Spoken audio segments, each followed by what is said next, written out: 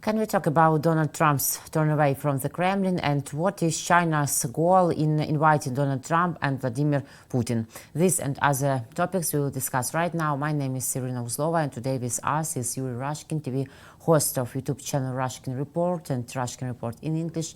Yuri, hello, glad to see you. Thank you for joining us. Thank you for inviting me. Donald Trump sells us weapons, calls on Zelensky to go on the offensive, and threatens to impose sanctions on Putin in 50 days. As for me, we can talk about Trump's turn away from the Kremlin, or do you disagree?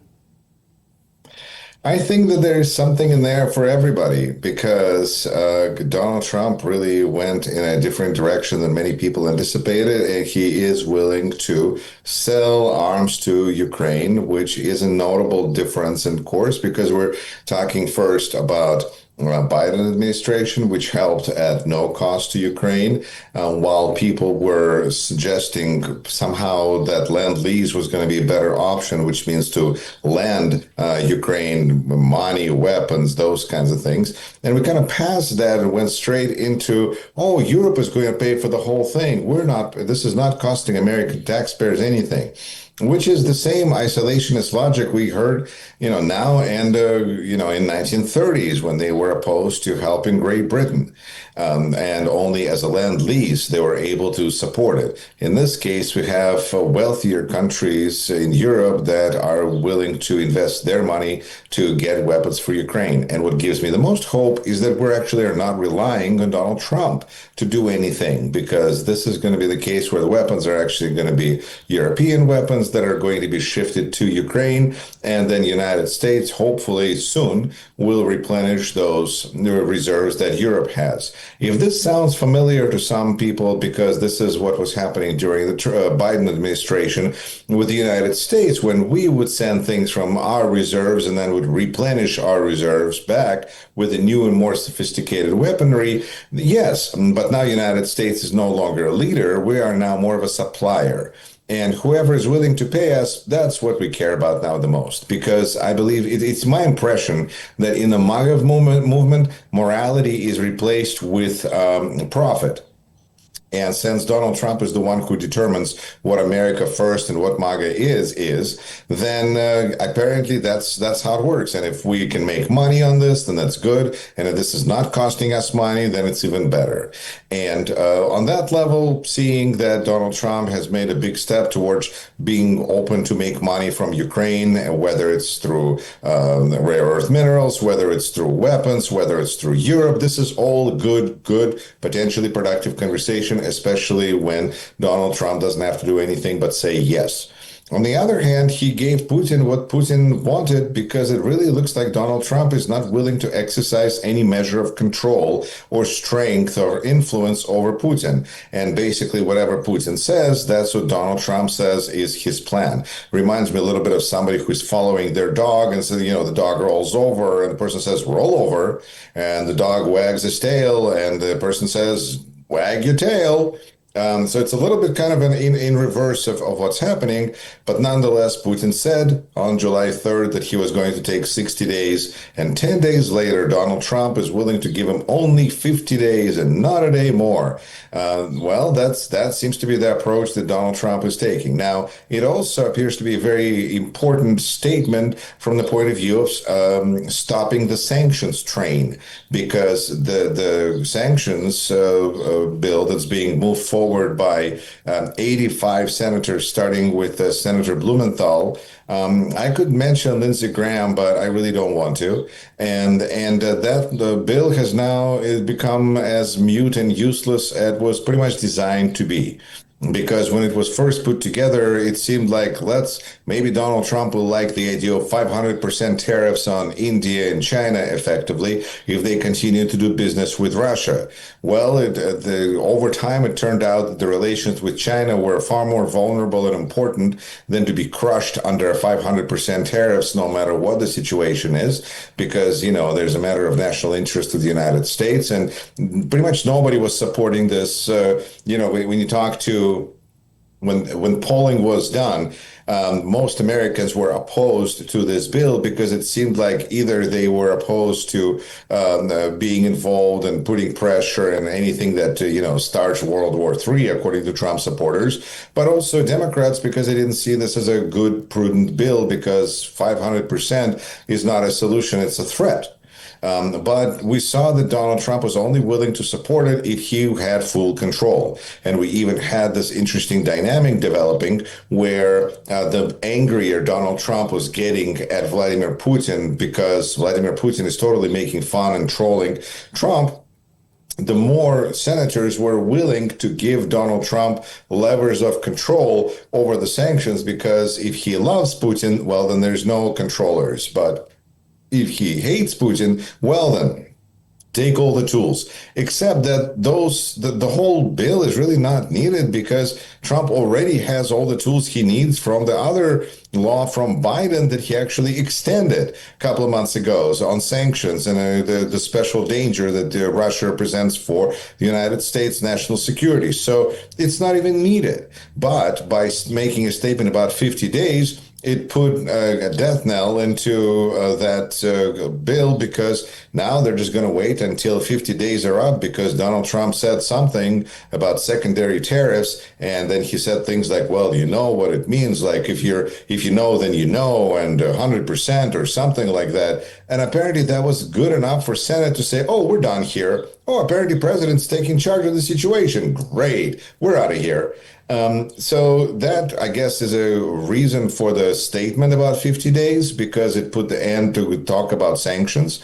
But what is going to happen after 50 days? Well, we can pretty much safely assume that's what's always been happening.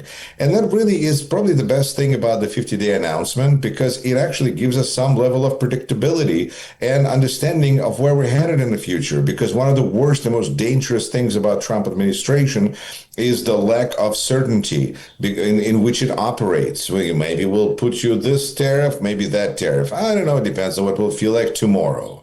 But in this situation, when Donald Trump no longer says that he will end the war before he becomes president, missed it. Or within 24 hours, missed it.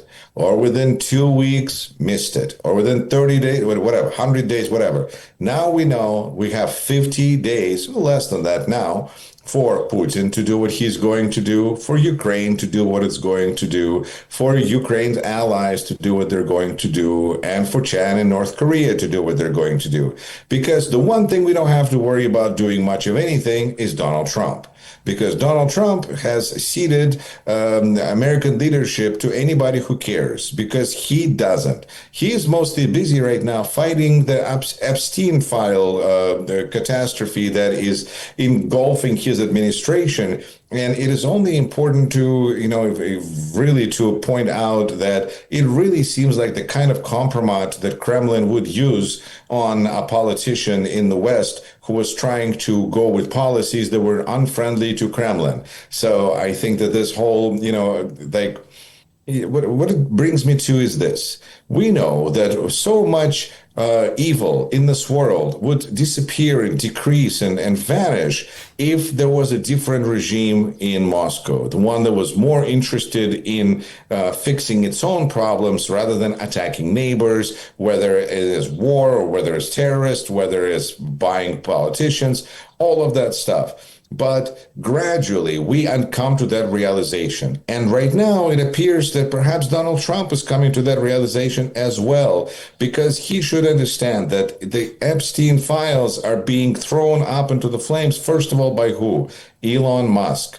Because, and Elon Musk has good connections with who? Okay, Putin. And the whole Epstein affair, that was a honeypot production factory over there. And who deals with honeypots all over the world? Russia and FSB. So it's pretty clear that Epstein had connections there as well as through Ghislaine Maxwell and her father. So there's all sorts of connections to Kremlin and all sorts of opportunities for Kremlin to apply pressure to Trump for his support of Ukraine. In fact, this is not even new for this month. It's maybe the second time we're seeing in the last month or two where Putin is using his propaganda troops to do what his military is not able to.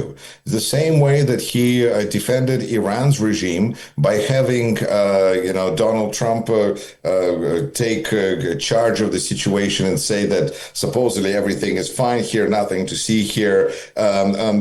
Actually, as Trump was taking an active role for Israel and getting involved in what he said he's not going to do, another war, yada yada, the all of that stuff that we're now seemingly in the past. We saw that Putin was very nervous because he couldn't help Iran militarily because Putin's army is dead in Ukraine and so is the equipment.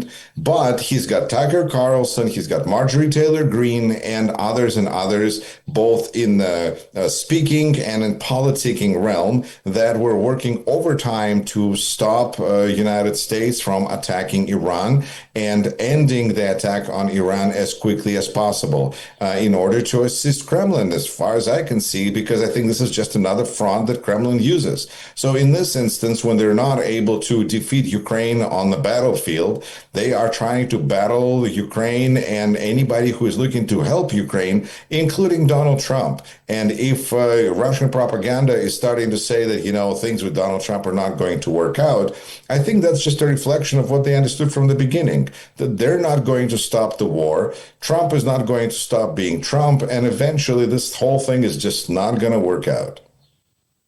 Washington Post reported that Donald Trump advises Zelensky to start a strong counter-offensive against Russian troops and even asked about attacks against Moscow and St. Petersburg.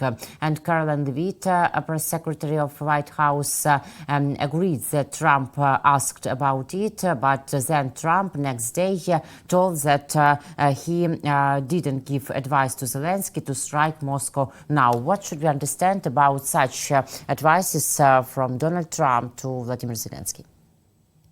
I think that Donald Trump has shown a mix of practicality and disloyalty to Putin, because of course he shouldn't be doing anything that would make Russia seem weaker, because that's not what he was getting paid for. But on the other hand, he is looking at a situation where he is curious, because I don't know that he necessarily agrees with assessments of people like Yuri Filshtinsky and others who think that it is very important to specifically attack Moscow rather than any other part of Russia. And, our commentators can mention right in comments, what do you feel about what is the right place to strike Putin's regime so that it would stop the war? Is it Crimea? Is it military supply routes? Is it Moscow? Where in Moscow? I'm a big fan of striking things like Ostankino, which is the television broadcast tower, or Lubyanka, which is the FSB headquarters, or really Mausoleum, Lenin's Mausoleum. Granted, it's not producing drones or producing rockets or producing nuclear weapons or perhaps storing them, but I think that a smoke coming up from Lenin's Mausoleum would not just make the next parade at Red Square more difficult, because where are all those criminals going to gather if Mausoleum is no longer there? But I think it's just it's important feature that people all over the world would, important development that people would all over the world would cheer. And I think Donald Trump has also reasons to ask Zelensky what his plans are, simply because Donald Trump is going to be speaking with Vladimir Putin sometime soon, surely. And if he can relay some information about what Ukrainian plans might be and what Zelensky is planning on doing, I'm sure Putin would appreciate that kind of information. So I think there's another reason for Trump to be very curious about what Zelensky plans are. It also kind of smacks of this kind of like a boxing, match where Trump is bet on both fighters and he doesn't really care who is going to win. And if Ukraine wins, well, then, I guess he's going to do business with Ukraine. And if Putin wins, then, hey, I was always for you. Volodya, you're great. Let's do business. But in the meantime, he understands that if things don't escalate, then they might not reach an end very quickly, because that's what Donald Trump is looking for. Because Putin is looking for conquest of Ukraine. Ukraine is looking to survive, and Trump just wants to make money. So this is like world peace in different translations and different meanings. So if Trump is able to, if Ukraine is able to finish Putin off, not in a sense that to knock him off his throne, but just at least to make Putin realize that this war is not working well and he should stop fighting Ukraine and start making money with Trump, then I think that Trump would appreciate if Zelensky could remind Putin and make Putin stop the war just as well. It all works out for Trump that way. Talking about what happens on 51st day, Republican Senator from South Carolina, Lindsey Graham, commenting on the 50th day period that U.S. President Donald Trump has given to Russian ruler Vladimir Putin to reach a peace deal with Ukraine, has stated that he would advise Putin to call the supreme leader of Iran, who is an ally of the Kremlin, on day 51st. But it seems to me that Putin will not call. Well, and if Lindsey Graham wants some justice, he can call Judge Emile Beauvais and see if he will listen to him. Because the other day, we just saw a most embarrassing thing in the United States Senate where Democrats had to walk out because they were robbed of the opportunity to even protest the nomination of Trump's criminal attorney dealing with his criminal cases, Emile Beauvais, who is now being pushed essentially towards a seat on the Supreme Court of the United States. And Lindsey Graham, along with other Republican senators, stayed in this room and continued to push this perversion of justice and destruction of our Constitution. So I don't have much respect. I have less respect now for Lindsey Graham than I had before, and I don't know that I had much. The only good news here with Lindsey Graham is that Stephen Colbert was canceled by CBS because they're cowards and are afraid of Donald Trump. And Stephen Colbert, who is a very famous American late night talk show host, hails from South Carolina. And he could be running for office now against Lindsey Graham. So maybe there'll be a junior senator from South Carolina who's not going to be saying all sorts of crazy things that make no sense. It's actually going to be, a comedian instead of this bad comedian that we have in Lindsey Graham. Because on the 51st day, Donald Trump is going to do the same thing he does every time. He's going to call Putin, ask Putin what he's planning on doing, and then call it his own big plan. And if Lindsey Graham thinks that he's got some kind of influence or somebody's listening to him, I think it's ridiculous. It's just, this is why I feel like the bill needs to be called the Blumenthal bill and not Lindsey Graham bill, because Lindsey Graham is just making South Carolina look bad. But it seems to me that Putin feels not very happy nowadays, because he is silent and didn't comment at all Trump's ultimatum. What such behavior signals about? I think a very interesting signal is what I'm hearing is that Keith Kellogg is currently visiting Ukraine, and somehow during his visit, the skies over Kiev has gotten much quieter, and people in Kiev have been able to sleep for the last week, to the point that they're joking that somebody should buy an apartment for Keith Kellogg in Kiev, or perhaps a way should be found to clone him so that he could be used as air defense in different Ukrainian cities. I think that there should be just an inflatable Keith Kellogg, because that would be much cheaper, and just have him in different important locations. Because whether Putin says that those are just, or Medvedev says these are theatrical ultimatums from Trump, and they think that, as I do, that Putin is going to continue to do more or less Moscow's bidding for as long as he possibly can, and he's still going to love Putin forever, they somehow think that maybe between Keith Kellogg and especially Melania Trump,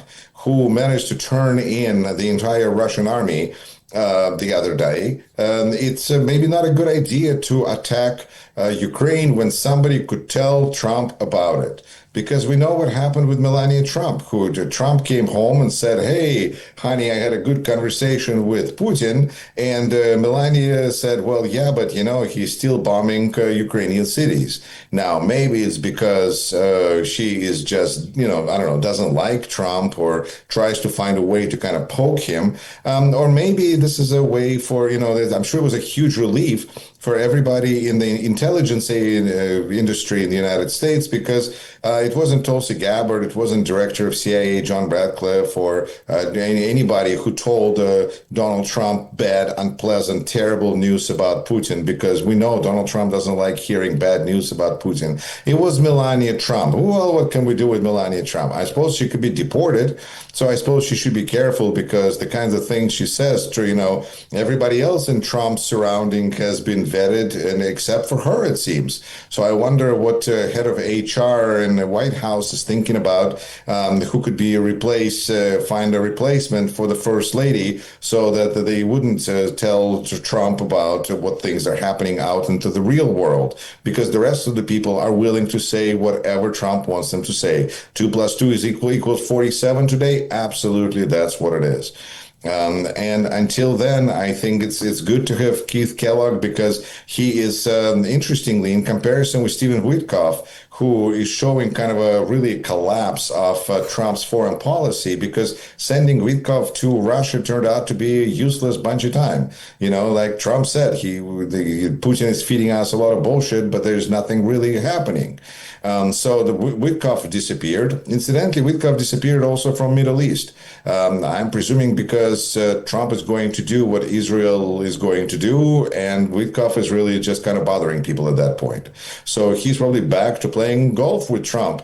And that's what Steve Witkoff is. Where is he? Where in the world is Steve Witkoff? On the other hand, Keith Kellogg continues to actually play a pretty useful role, if nothing else, preventing people of Kyiv from being shelled and attacked by Russian drones and rockets, but also trying to demonstrate some level of American leadership.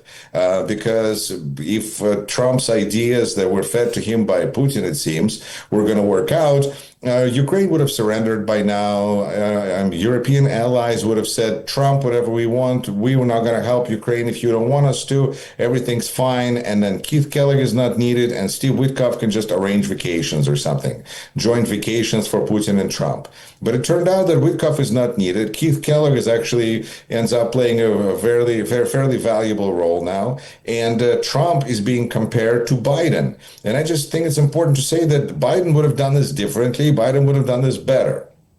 But what we see is this kind of a zombie version of Biden, where Trump is doing something that he doesn't want to do, like really help Ukraine, because he knows Putin is not going to be happy, but he sees that kind of there's no other way. And so he ends up doing things because there's no other way, without joy or pleasure, in a kind of half-assed way, with a pretty poor results.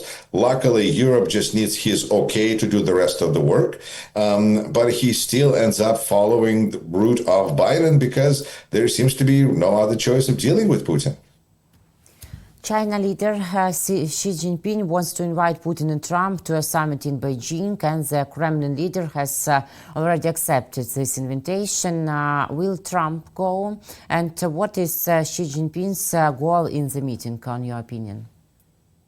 Well, I think it's important to try to distract the situation for China, and to try to attract Putin to go in that direction. But I don't know. I think we will see, if we see Trump hanging out with Xi Jinping, then this is what Trump wants. He's been trying to get a meeting with Xi Jinping for a long time. He likes parades.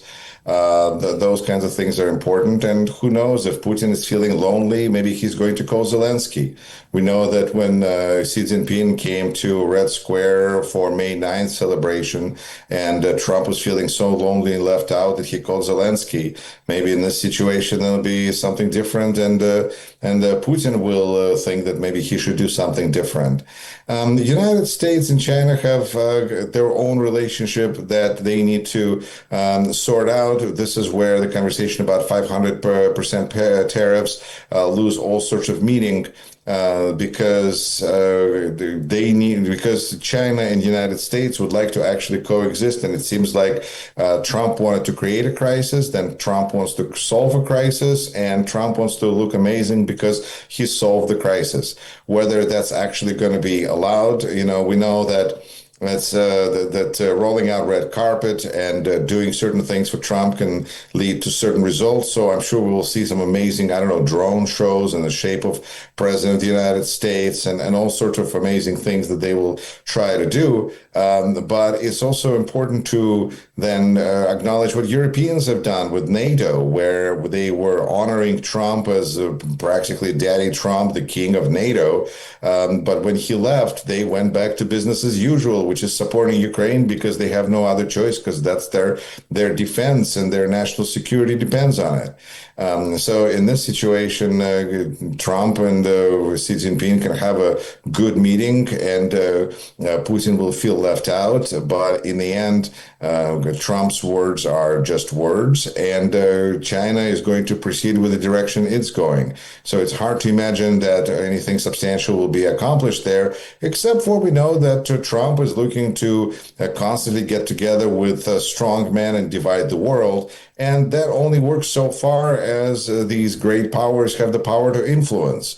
Right now, Trump's power to influence seems to depend as much on his ability to yell, to drop F-bombs at different people and to yell at them, whether it's Israel, Ukraine, Republican lawmakers, whatever. But as his power seems to diminish with the Jeffrey Epstein affair and case that has been now come to light, and everything right now that Trump is doing seems to be just a way to distract our attention from the Epstein case. It's interesting to see how long this administration will be able to maintain. It's this battle against its own base, against reality, and whether going to China may seem like a wonderful distraction to get away from what's happening in the United States. But as was the case when Trump went to see Putin in May, when we were joking that perhaps we should just lock the door while he's out, I think the demands to close the door and lock him out will be even stronger when he goes to China, simply because so much more time has passed. And in that vein, I am really fascinated watching how the Trump administration is bringing back and looking at bringing back Alcatraz as it's a museum, used to be a prison where Al Capone was once serving time. And Trump, in his constant desire to show more bloodthirst and more cruelty, because we know that's also part of MAGA, he wants to bring back that jail. And I think it's probably going to be brought back, and he should probably be sitting in it as the one museum piece that should be in the museum jail. And it could be the place where Trump could exist. There could be a nice golf course on there, and he should be there where everyone could go and take tickets and check him out, because he's going into this kind of a notorious personality position where he's going to be remembered in the world, in the United States, and he needs to be remembered in a special way. Maybe that's where the presidential library is going to be, in Alcatraz. But Trump says he has nothing to do with Epstein's files and affairs at all. That's true. And he does say that. And it's just interesting that it no longer works because when he was president and Epstein died while Trump was president, there was one part of the puzzle. Then there was 4 years of Biden, when all the Trump people were building careers out of yelling, "Release the Epstein files," thinking that they're going to find Clinton and all the Democrats there. And now we're nearing a situation where Trump is saying, "Stop looking over there. There's nothing happening there." And that's going to be difficult for his base to swallow, because essentially they have to admit that they stormed the Capitol on January 6th for somebody who is either a pedophile or is covering up for pedophiles. And I think that there's a kind of, and then they have to ignore this and just kind of be like, oh, but that's not a big deal. And it's very boring, really, as Trump said. This whole thing with private islands and conspiracy, it's very boring stuff. So just let that go. And interestingly, Trump himself talked very little about Epstein case over the years, but people around him made careers out of talking about it. So it's interesting to see how people that built careers on it and then got positions in Trump's sphere of influence, his director of FBI, assistant director of FBI, now have to essentially fold on their own sword and say that there's nothing, there's no there was no list of people that were involved, there's no everything's just fine, he committed suicide, that's all. But then as Elon Musk and others have pointed out, what about Ghislaine Maxwell, who's serving 20-year prison sentence for a hoax? How is this working? Not to mention that bombshell that just landed in Wall Street Journal that pointed out that Trump sent a letter to Jeffrey Epstein for his 50th birthday, ending with the words, "May every day be another wonderful secret." I think that 2 plus 2 means that Trump was connected to Jeffrey Epstein. To what extent this is bothering his base is really remarkable, because Democrats kind of long ago made peace with it, figured that this was a criminal matter, that police, and prosecutor, law and order should be dealing with it. And if there's no there, then we just move on. But it's Trump's base that's been trained not to trust the government. And of course, the latest detail is that the prosecutor in Epstein's case, Comey, who is daughter of former director of FBI, Comey, was just fired from her job. So if Trump was trying to look guilty, he's doing a pretty good job.